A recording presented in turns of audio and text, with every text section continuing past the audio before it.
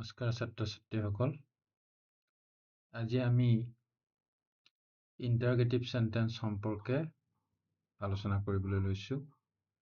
Sentence ধৰ্ম অনুসৰি ভাগ কৰিলে 5 প্ৰকাৰৰ পাওঁ আমি: এছাৰেটিভ, ইণ্টাৰগেটিভ, ইম্পেৰেটিভ, অপটেটিভ, এক্সক্লেমেটৰী। তাৰ ভিতৰতে আমাৰ এই প্ৰশ্নবোধক বাক্যবিলাক যিবিলাক ইম্পেৰেটিভ সেন্টেন্স, সেই সেন্টেন্সবিলাকৰ আকৌ 3টা প্ৰকাৰ আছে। সেয়েহে আমি এই ভিডিঅ'টিত ইণ্টাৰগেটিভ সেন্টেন্সৰ বিষয়ে আলোচনা কৰিবলৈ লৈছো। আটাইকেইবিধ ইণ্টাৰগেটিভ সেন্টেন্স আমি ইয়াত আলোচনা কৰিম। এতিয়া কথা হ'ল, ইণ্টাৰগেটিভ সেন্টেন্স মানে কি? প্ৰশ্নবোধক বাক্য। যিবোৰ বাক্যই যিকোনো ধৰণৰ প্ৰশ্ন কৰে তাকে ইণ্টাৰগেটিভ সেন্টেন্স বা প্ৰশ্নবোধক বাক্য বোলে। যিকোনো ধৰণৰ প্ৰশ্ন কৰিলেই হ'ল। প্ৰশ্ন আমাৰ দৈনন্দিন জীৱনত বিভিন্ন প্ৰশ্ন আমাৰ থাকেই। আমি কাৰোবাক যিকোনো ধৰণৰ প্ৰশ্ন সুধিবলগীয়া হয়, তাৰ উত্তৰ দিয়ে। সকলোবিলাক প্ৰশ্নই যেনেধৰণেই নকৰক কিয়, এই সকলোবিলাক প্ৰশ্নই কিহত পৰে? ইণ্টাৰগেটিভ সেন্টেন্সত পৰে। গতিকে আমি এটা কথা সিদ্ধান্ত কৰিব পাৰোঁ যে interrogative sentence is equal to question. তাৰমানে ইণ্টাৰগেটিভ সেন্টেন্স মানে কি? যিকোনো ধৰণৰ প্ৰশ্ন। অলৰেডি মই কৈছোৱেই যে 3 প্ৰকাৰৰ ইণ্টাৰগেটিভ সেন্টেন্স আছে, 3 প্ৰকাৰৰ কুৱেশ্যন আছে। মানে কুৱেশ্যন মানে ইণ্টাৰগেটিভ সেন্টেন্স। গতিকে 3 প্ৰকাৰৰ ইণ্টাৰগেটিভ সেন্টেন্স আছে। এইকেইবিধ হ'ল: 1 number yes no question, 2 number WH question, 3 number take question। এতিয়া one after another আমি yes no question, WH question আৰু take question আলোচনা কৰিম। এতিয়া প্ৰথম yes no question। yes no question কোনবিলাক? যে যিবিলাক প্ৰশ্নৰ উত্তৰ চমুকৈ yes বা no দি দিব পাৰি। যিবিলাক প্ৰশ্নৰ উত্তৰটো চমুকৈ একে আখৰত yes বা no বুলি কৈ দিলে উত্তৰটো হৈ যায়, সেইবিলাক প্ৰশ্নই হ'ল yes no question। কেনেধৰণৰ yes no question? যে I am a boy, this is an assertive sentence. This is an assertive sentence. মই এটা ল'ৰা। তাকে yes no question বনে কেনেকৈ? Am I a boy? কেনেকৈ বনিছে? কেনেকৈ হৈছে? একো হোৱা নাই, assertive sentence-টোৱে আছে। জাষ্ট আমি এই assertive sentence-ৰ এই am-টো subject-টোৰ আগলৈ লৈ গৈছো। I subject, am verb, auxiliary verb, a boy object। গতিকে কি হৈছে? Am I a boy? am-টো এইখিনিত আছিলে, এইখিনি লৈ গৈছো। এইখন ডিছপ্লেচ কৰাৰ কাৰণে সেন্টেন্সৰ আৰম্ভণি হৈছে, এইটো কেপিটেল হৈছে। আইটোতো কথাই নাই, মাজত থাকিলেও আই কেপিটেলেই হৈ থাকে সদায়। গতিকে am I a boy অৰ্থটো কি? মই অসমীয়াখিনি লিখা নাই। ইয়াৰ অৰ্থটো কি? এইটো চবেই জানাই যে মই এটা ল'ৰা নে? মই এটা ল'ৰা নে? You are a girl। আৰু ইয়াৰ আৰটো আগলৈ লৈ গৈছে, are you a girl? তুমি এজনী ছোৱালী নে? I love our country। এইটোত কি হ'ল? তেনেকুৱা এমটো আগলৈ লৈ যোৱা, আৰটো আগলৈ লৈ যোৱা নিচিনা ইয়াত নাই। ইয়াত নাই মানে কি? yes no question হ'বলৈ হ'লে assertive sentence বিলাকৰ পৰা কিটো ডিছপ্লেচ কৰিব লাগে, কিটো আগলৈ লৈ যাব লাগে? auxiliary verbটো। ইয়াত এমটো নিছিলো, ইয়াত আৰটো নিছিলো, আৰইউ কৈছিলো। ইয়াত নিবলৈ তেনেকুৱা auxiliary verb নাই। auxiliary verb 24টা আছে, সেই 24টা auxiliary verbৰ ভিতৰত এটাও ইয়াত নাই। গতিকে আৰু auxiliary verb নথকা টেন্স কি টেন্সত বা auxiliary verb নাথাকে? প্ৰেজেন্ট ইনডেফিনিটত নাথাকে আৰু past indefinite নাথাকে। এইটো প্ৰেজেন্ট ইনডেফিনিটৰ বাক্য। we love our country। we love our country present ইনডেফিনিটৰ বাক্য। গতিকে প্ৰেজেন্ট ইনডেফিনিট বিলাক yes no question বনাওঁতে do ভাৰ্বটোৰ সহায় ল'ব লাগে। do auxiliary verb টো, do does did auxiliary verb। এই প্ৰেজেণ্ট ইনডেফিনিট আৰু পাষ্ট ইনডেফিনিটত ডু ডাজ ডিডৰ সহায় লৈ লিখিবলগীয়া হয়। Do we love our country, আমি আমাৰ দেশক ভাল পাওঁনে? ইয়াত এছাৰ্টিভত বাক্যটো আছিলে কি? আমি আমাৰ দেশক ভাল পাওঁ, আমি আমাৰ দেশক ভাল পাওঁনে? ঠিক তেনেধৰণে the prime minister visited Assam last month, প্ৰধানমন্ত্ৰীয়ে যোৱা মাহত অসম ভ্ৰমণ কৰিছিল। পাষ্ট ইনডেফিনিট টেন্স ভিজিটেড, ইয়াতো am is are was were have has had auxiliary ভাৰ্বৰ কোনোটো নাই। গতিকে কি হৈছে, ইয়াত ডিডৰ সহায় লৈ পেলাই ডিডটো, এইটো কি হয়, ভিজিটটো মানে ভাঙি দিব পাৰি কেনেকে, ভিজিট প্লাছ ডিড বা ডিড প্লাছ ভিজিট, তাৰে ডিডটো আগত লিখি ডিড, তাৰপিছত ছাবজেক্টটো আহিলে the prime minister, visit Assam last month. Visited আছিলে, কিয় ভিজিট হ'ল? এই যে ডিডৰ সহায় ললো, ডিডটো পাষ্ট টেন্স ফৰ্ম, গতিকে এই ভিজিটেড পাষ্ট টেন্স ফৰ্ম হৈ নাথাকি প্ৰেজেণ্ট টেন্স ফৰ্ম হৈ গুচি গ'ল। সেইকাৰণে did the prime minister visit Assam last month. Okay, তাৰ পাছত আছে we have been learning English grammar, আমি ইংৰাজী গ্ৰামাৰ শিকি আছো। ইয়াত চমুকৈ লিখা হৈছে, ইয়াত কিবা এটা লাগিছিলে ফৰ 1 hour 2 hour, যে কি নহওক, we have been learning English grammar, সেইটোকেতো লিখিছো। উই হেভ, এই হেভটো অক্সিলাৰী ভাৰ্ব কাৰণে উলিয়াই দিব পাৰিছো, আৰু এইটো ইয়েছ নো কুৱেশ্যন বনি গৈছে। হেভ উই বিন লাৰ্ণিং, বিনটো কৰিব নোৱাৰো, কিন্তু বাকী একো শব্দ ইয়াত কোনো ইফাল সিফাল হোৱা নাই, মাত্ৰ অক্সিলাৰী ভাৰ্বটো এইখিনিত আছিলে, উইৰ পাছত আগলৈ গুচি গৈছে, ফুল ষ্টপৰ ঠাইত কুৱেশ্যন মাৰ্ক বহিছে, যে আমি ইংৰাজী গ্ৰামাৰ শিকি আছো নে? ইয়াত আছিলে এছাৰ্টিভত, আমি ইংৰাজী গ্ৰামাৰ শিকি আছো নে? নে মানে তাৰ এনচাৰ আহিব, শিকি আছো নে বোলে, যদি শিকি আছো য়েছ, যদি শিকি থকা নাই নো। এইটোতো ঠিক তেনেধৰণে প্ৰাইম মিনিষ্টাৰ যোৱা মাহত অসমলৈ আহিছিল নে? যদি আহিছিল য়েছ, যদি নাই অহা নো। সেইকাৰণে ইহঁতক কোৱা যায় কি, য়েছ নো কুৱেশ্যন। ঠিক আছে, তাৰ পাছত হি কেম হিয়াৰ য়েষ্টাৰডে, তেওঁ আহিছিল ইয়ালৈ যোৱাকালি, তেওঁ যোৱাকালি ইয়ালৈ আহিছিল। ইয়াতো অক্সিলাৰী ভাৰ্ব নাই, কেম পাষ্ট টেন্স ফৰ্ম, সেইকাৰণে ডিডৰ সহায় লৈ ডিড হি কাম হৈ গ'ল। এইটো যেনেকে ক'ত গ'ল, লাষ্ট মান্থ, এইটো থাকি গ'ল, যে কি নহওক, ডিড হি কাম হিয়াৰ য়েষ্টাৰডে, যোৱাকালি তেওঁ ইয়ালৈ আহিছিল নে? এছাৰ্টিভত আছিলে যোৱাকালি তেওঁ ইয়ালৈ আহিছিল, যোৱাকালি তেওঁ ইয়ালৈ আহিছিল নে? এইখিনি হ'ল এনেকৈয়ে য়েছ নো কুৱেশ্যন বিলাক বনাব পাৰি। কেনেকৈ? বাই ডিছপ্লেচিং অক্সিলাৰী ভাৰ্বছ, যিয়ে নহওক, am is are was were have has had, যিয়ে নাথাকক, সেইটোক ডিছপ্লেচ কৰি, ডিছপ্লেচ মানে য'তে ত'তে ভৰাই দিলেগে নহ'ব, ছাবজেক্টৰ আগলৈ লৈ যাব লাগিব। ঠিক আছে, তাৰপিছত আহিলে ইণ্টাৰগেটিভ চেণ্টেন্সৰ 2 নম্বৰ প্ৰকাৰটো WH কুৱেশ্যন।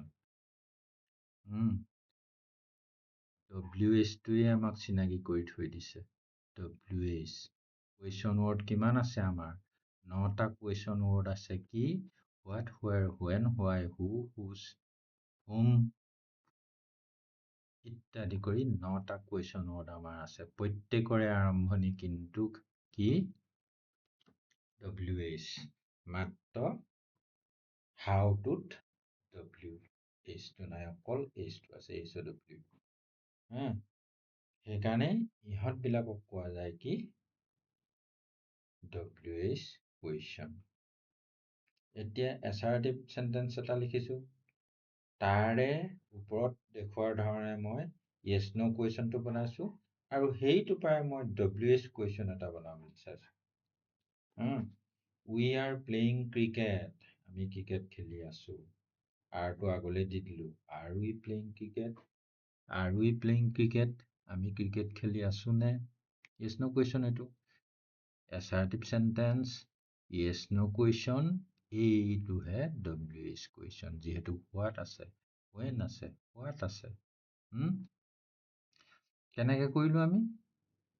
এইটো কথা এটা লক্ষ্য কৰিবা যে আমি এইটো আগতে পালোঁ যে এছাৰ্টিভ চেণ্টেন্সৰ পৰা কুৱেশ্যন কি কয় অক্সিলিয়েৰী ভাৰ্বটো ছাবজেক্টৰ আগলৈ নি য়েছ ন' কুৱেশ্যন বনায়। WH কুৱেশ্যন বনোৱাৰ নিয়মো ঠিক একেটাই, একেটা ৰুলেই প্ৰযোজ্য হয়। কুৱেশ্যন অক্সিলিয়েৰী ভাৰ্বটো আগত থাকিবই, কিন্তু তাতকৈও আগত এই যে 9টা কুৱেশ্যন ৱৰ্ডৰ কথা মই ক'লোঁ, 9টা কুৱেশ্যন ৱৰ্ডৰ যিটো থাকে, যিটো প্ৰযোজ্য হয়, যি বুলি প্ৰশ্ন কৰিব লাগে সেইটো লগাব লাগে। হোৱাট আৰ উই প্লেয়িং, লক্ষ্য কৰিবা এটা কথা, হোৱাটটো যেনিবা নাই, হোৱাটটো যেনিবা নাই, আৰ উই প্লেয়িং এইটোও কিন্তু প্ৰশ্ন হৈয়ে আছে, কুৱেশ্যন মাৰ্কৰ মৰ্যাদা এতিয়ালৈকে আছে। হোৱাটটো নাথাকিলেও কুৱেশ্যন মাৰ্কৰ মৰ্যাদাটো নাইকিয়া নহয়। এইটো যদি হোৱাটটো নাথাকিলে যেনিবা এইটো য়েছ ন' কুৱেশ্যন হৈ থাকিব, হোৱাটটো আহি গ'লেই WH কুৱেশ্যন হ'ব। কথা সিমানে, একেটাই ডিজাইনত আটাইকেইটা কৰি থোৱা আছে। হি কেম হিয়াৰ য়েষ্টাৰডে, অক্সিলিয়েৰী ভাৰ্ব নাই ইয়াত, অক্সিলিয়েৰী ভাৰ্ব ইয়াত নাই, গতিকে কেম পাষ্ট টেন্স, ডিডৰ সহায় লৈ লিখিছোঁ আমি ডিড হি কাম হিয়াৰ য়েষ্টাৰডে। সেইটোকে WH কুৱেশ্যন বনাবলৈ কি হ'ল, when ল'লোঁ, when did he come here, য়েষ্টাৰডেটো কি কৰিলোঁ, কি হ'ব চোৱাচোন, য়েষ্টাৰডেটো যদি দি দিওঁ, সেইটো কোনো প্ৰশ্নই নহ'ব। তই ভাত কি খালি, তেনেকুৱা ধৰণৰ প্ৰশ্ন হ'ব। তেওঁ ইয়ালৈ কেতিয়া আহিছিল, whenটো নাই যেনিবা, say whenটো নাই, did he come here, this is a yes no question, did he come here, তেওঁ ইয়ালৈ আহিছিল নে, when did he come here, তেওঁ ইয়ালৈ কেতিয়া আহিছিল। অ'কে, তাৰপাছত we love our country, আমি আমাৰ দেশক ভাল পাওঁ, ইয়াতো অক্সিলিয়েৰী ভাৰ্ব নাই, গতিকে do we love our country হৈছে, আমি আমাৰ দেশক ভাল পাওঁ নে। what do we love, whatটো নাই, do we love আমি ভাল পাওঁ নে, yes no question, whatটো আছে, আমি কি ভাল পাওঁ, আমাৰ দেশক ভাল পাওঁ নে, কি ভাল পাওঁ। ঠিক তেনেধৰণে আৰু কেইটামান বাক্য লিখা আছে, where will you go tomorrow, where will you go tomorrow, whereটো নাই যেনিবা, এইটো WH কুৱেশ্যন, WHটো ইয়াত মই লিখি দিয়াৰ কোনো দৰকাৰেই নাই, তথাপি লিখি দিছোঁ WH বুলি, যিহেতু WH আছে। এইটো will আছে, অক্সিলিয়েৰী ভাৰ্বটো আগত আছে, yes ন, হোৱাট আছে WH, who আছে WH, did আছে মানে WH নাই, yes ন, ঠিক আছে। will you go tomorrow, কাইলৈ তুমি যাবানে, yes ন হ'ব, কিন্তু whereটো লগাই দিলে WH হৈ যাব, তুমি কালিলৈ কলৈ যাবা। will you listen to me, তাৰমানে এছাৰ্টিভ চেণ্টেন্সটো কি আছিলে, you will, এই willটো ইয়ালৈ লৈ আহিব লাগিব, you will listen to me, তুমি মোৰ কথা শুনিবা, এছাৰ্টিভত সেইটো নহয় নহয়, এতিয়া will you listen হে আছে, গতিকে yes no question হৈ আছে, তুমি মোৰ কথা শুনিবানে, yes no question। what did he do there, তেওঁ তাত কি কৰিছিল, he did there, assertive sentence, did he do there, yes no question, what did he do there, WH question, তেওঁ তাত কি কৰিছিল। who broke the window, এইটো মই ৰঙা কৰি থৈছোঁ কি কাৰণে, এই কথাটোৱেই হ'ল যে অনলি who কুৱেশ্যন ৱৰ্ডটোৰ ক্ষেত্ৰত past indefinite আৰু present indefiniteত অক্সিলিয়েৰী ভাৰ্ব নোহোৱাকৈও প্ৰশ্ন হয়, who, what did, where, will, auxiliary verb আছিলে, ডিডটো অক্সিলাৰি ভাৰ্ব, উইলটো অক্সিলাৰি ভাৰ্ব, ডিডটো অক্সিলাৰি ভাৰ্ব, কেনটো অক্সিলাৰি ভাৰ্ব। কিন্তু অকল whoৰ ক্ষেত্ৰত কি যে যদি মূল বাক্যটোত অক্সিলাৰি ভাৰ্ব নহয়, প্ৰেজেন্ট ইনডেফিনিট বা পাষ্ট ইনডেফিনিটৰ বাক্য, তেতিয়াহ'লে এনেকেই প্ৰশ্নটো হৈ যায়, who broke the window, খিৰিকীখন কোনে ভাঙিছিল। ব্ৰোক ভিটো মানে past tense form of verb, গতিকে ভাঙিছিল past indefinite। who breaks the window, খিৰিকীখন কোনে ভাঙে। who eats rice, কোনে ভাত খায়। প্ৰেজেন্ট ইনডেফিনিট আৰু past indefiniteত অক্সিলাৰি ভাৰ্ব নাথাকে assertive sentence-ত, কিন্তু WH কুৱেশ্যনতো কি হয়, অক্সিলাৰি ভাৰ্ব নোহোৱাকে চলি যায়। অকল whoৰ ক্ষেত্ৰতে এইটো, বাকী যিটোৱেই নহওক কিয়, হোৱাট, হোৱেৰ, হোৱেন, হোৱাই, হুজ ইত্যাদি এইবিলাক প্ৰত্যেকৰে অক্সিলাৰি ভাৰ্বটো নহ'লে নহ'বই, অক্সিলাৰি ভাৰ্বটো লাগিবই। ডিড ৰাম কিল ৰাৱণ, তাৰমানে এচাৰ্টিভ বনাওঁচোন এইটোক আমি। ৰাম ডিড সহায় লৈছো যে আমি, সেইটো সেইকাৰণে এইটো কিল হৈ নাথাকে। কিল্ড, ৰাম কিল্ড ৰাৱণ, সেইটো এচাৰ্টিভ। কিন্তু ৰাম কিল্ড ৰাৱণৰ লিখা নাই নহয় আমি, ডিড ৰাম কিলহে লিখিছো। য়েছ নো কুৱেশ্যন, ৰামে ৰাৱণক মাৰিছিল নে, বধ কৰিছিল নে, হত্যা কৰিছিল নে। How can I help U, হাউ আছে, কেন আই হেল্প ইউ, হাউটো নাই, আকৌ আগৰ ডিজাইনত কৈছো হাউটো নাই, এতিয়া কি হ'ব, হাউটো নাথাকিলে কি হ'ব, কেন আই হেল্প ইউ, মই তোমাক সহায় কৰিব পাৰোঁ নে। How can I help U, মই তোমাক কেনেকৈ সহায় কৰিব পাৰোঁ। WH question. should we hate the poor, should we hate the poor, assertive বনাবলৈ চাওঁচোন। we should hate the poor, আমি উচিত ঘৃণা কৰা দুখীয়াক, আমি দুখীয়াক ঘৃণা কৰা উচিত, সেইটো লিখা নাই নহয় আমি। তাৰে should অক্সিলাৰি ভাৰ্বটো আগত লিখিছো, সেইকাৰণে আমি দুখীয়াক ঘৃণা কৰা উচিত নে। This is a yes no question. ঠিক আছে, তাৰপিছত শেষৰ বিধ ইণ্টাৰগেটিভ চেণ্টেন্স, মানে শেষৰ বিধ কুৱেশ্যন হ'ল টেক কুৱেশ্যন। ইয়াত মই অসমীয়াটো লিখা নাই, কৈ দিছো ধুনীয়াকে। যদি এছাৰটিভ চেণ্টেন্সৰ পাছত চমু প্ৰশ্ন লাগি থাকে, তাক টেক কুৱেশ্যন বুলি কোৱা যায়। যদি এছাৰটিভ চেণ্টেন্সৰ পাছত চমু প্ৰশ্ন লাগে, চুটি প্ৰশ্ন, দীঘল প্ৰশ্ন নহয়, চুটি প্ৰশ্ন। হি ইজ এ বয়, আগতে লিখিছিলো যে এছাৰটিভ ইণ্টাৰগেটিভ বনাবলৈ, he is a boy, is a বয় লিখিছিলো, হি ইজ এ বয়, সেইটো এটা এছাৰটিভ। এইখিনি যদি এই কমাটো নিদি যদি ফুল ষ্টপ দিলোহেঁতেন, this is a complete sentence, this is an assertive sentence হ'লহেঁতেন। ঠিক আছে, তাৰ লগত কিন্তু আমি ফুল ষ্টপ নিদি ইজন্ট হি বুলি ক'লো, এইটো এটা চমু প্ৰশ্ন, তেওঁ নহয়নে। they went to শ্বিলং, সিহঁত শ্বিলঙলৈ গৈছিল, past indefinite tense, এইখিনিতে যদি ফুল ষ্টপ দিলোহেঁতেন, সিহঁত শ্বিলঙলৈ গৈছিলে, এছাৰটিভ চেণ্টেন্স হৈ গ'লহেঁতেন, কুৱেশ্যন মাৰ্ক দিয়াৰ আমাৰ অধিকাৰ নাহিলেহেঁতেন, কুৱেশ্যন মাৰ্ক দিব নোৱাৰিলোহেঁতেন। কিন্তু ফুল ষ্টপ নিদি কমা এটা দি did not they, সিহঁতে শ্বিলঙলৈ গৈছিল, যোৱা নাছিল নে, তেনেকুৱা। তেওঁ এটা ল'ৰা, তেওঁ নহয়নে বাৰু, তেনেকুৱা। he did not go to Shillong, they did not go to Shillong, সিহঁত শ্বিলঙলৈ যোৱা নাছিল, did they গৈছিল নে বাৰু। এইকেইটাতে যদি অসমীয়াত কেনেকে কৈছো ধৰিব পাৰিছা, তেতিয়াহ'লে ইয়াৰ টেকনিকটো তোমালোকে ভালকে বুজি পাবা। কি কৈছে, তেওঁ ল'ৰা হয় বুলি কৈছিলে, নহয়নে বুলি হৈ থাকিছে, ইজ নট হি।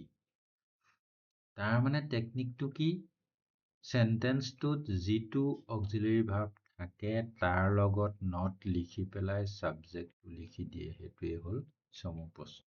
এই চমু প্ৰশ্নখন লাগি থকাৰ কাৰণে এইটো এজ এ হ'ল টোটেলি কি হৈ পৰিলে, টেক কুৱেশ্যন।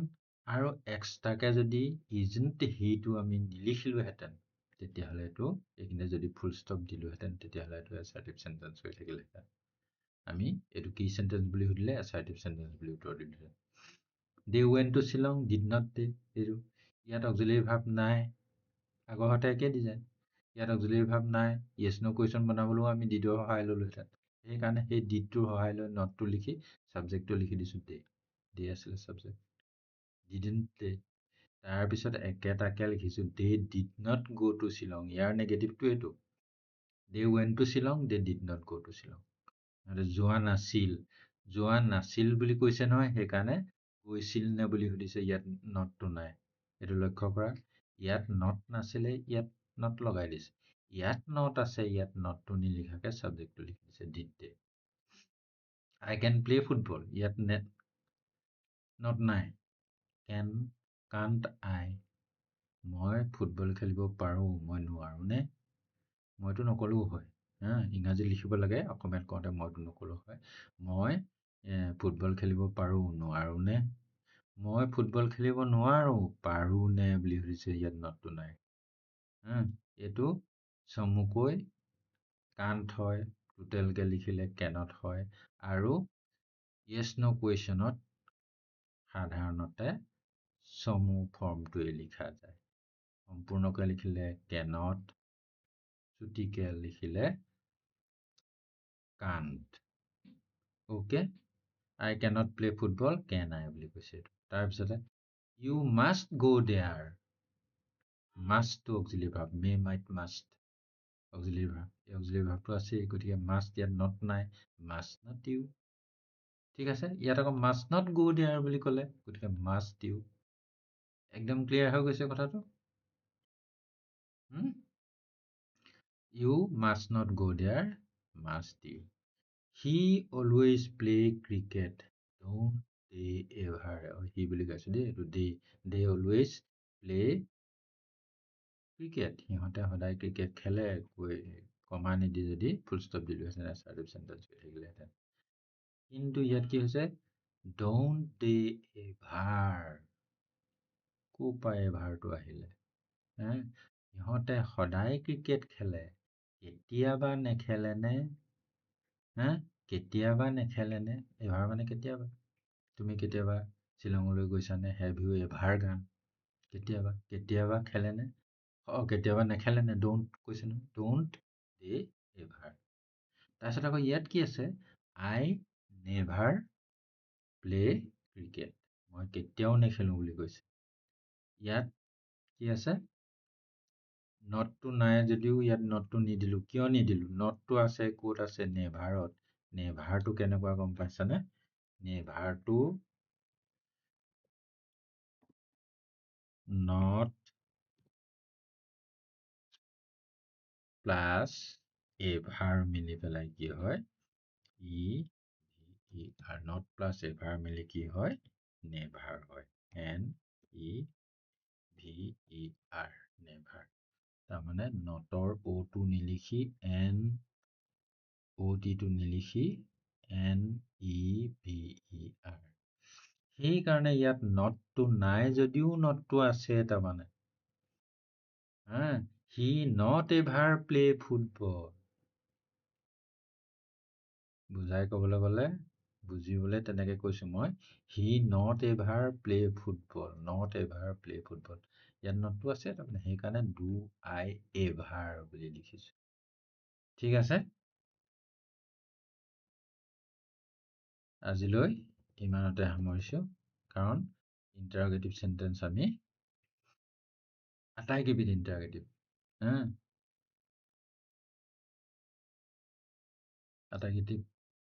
ইন্টাৰগেটিভ সেন্টেন্স আমি আলোচনা কৰিলো ইয়াৰ পিছৰ ভিডিঅ'ত আমি ইম্পাৰেটিভ সেন্টেন্সৰ সম্পৰ্কে আলোচনা কৰিম আজিলৈ সামৰিছো ইমানতে ধন্যবাদ